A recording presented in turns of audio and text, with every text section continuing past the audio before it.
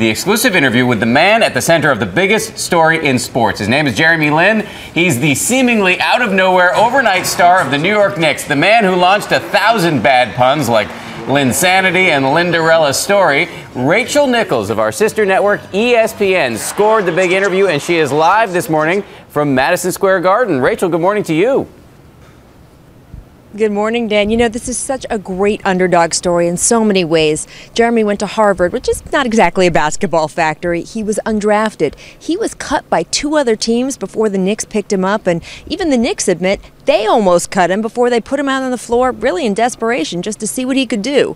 Since then, everything has just exploded for Jeremy Lin, even in ways he never could have imagined. Well, what was the first time that you realized, okay, this isn't just one day on the back of the newspaper, that kind of thing. This is a thing. This is a phenomenon. I probably just started to realize that maybe 5 days into it. Every site I'm going to, it's like, oh, Lin this, Lin that, and it was just a little overwhelming. What was it like the first time you're just walking around and you see someone wearing your name on a T-shirt or on their jersey?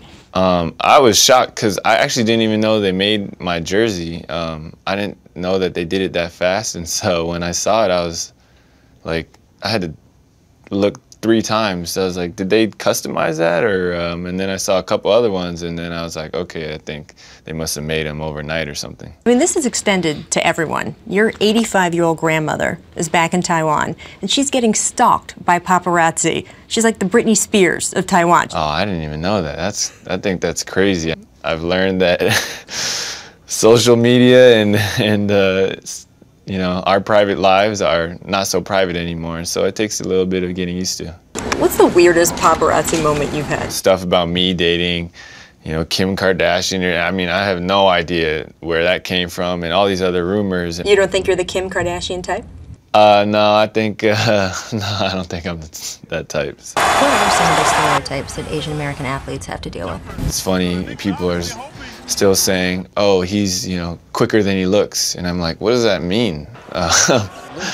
Do I look slow or I'm not really sure what that means. And so, you know, people are always saying he's deceptively quick, deceptively athletic. And I don't know if that's just because I'm Asian or what it is, but obviously there's going to be stereotypes that you have to fight.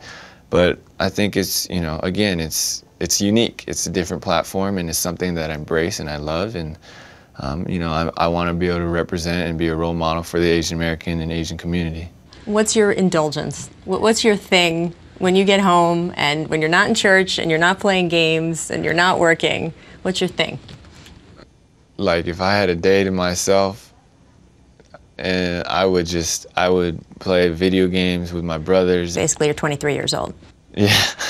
My family likes to call me an oversized kid, so I think that's pretty accurate in some ways. Jeremy is also a pioneer. He is the first American of Chinese or Taiwanese descent to play in the NBA.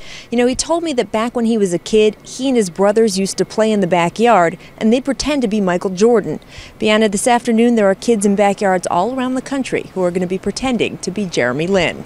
I'm sure there will. I'll pick it up from here, Rachel. Great interview. He seems like a really cool guy. Doesn't seem like it's going to happen with Kim Kardashian, though. But thanks again for that great interview.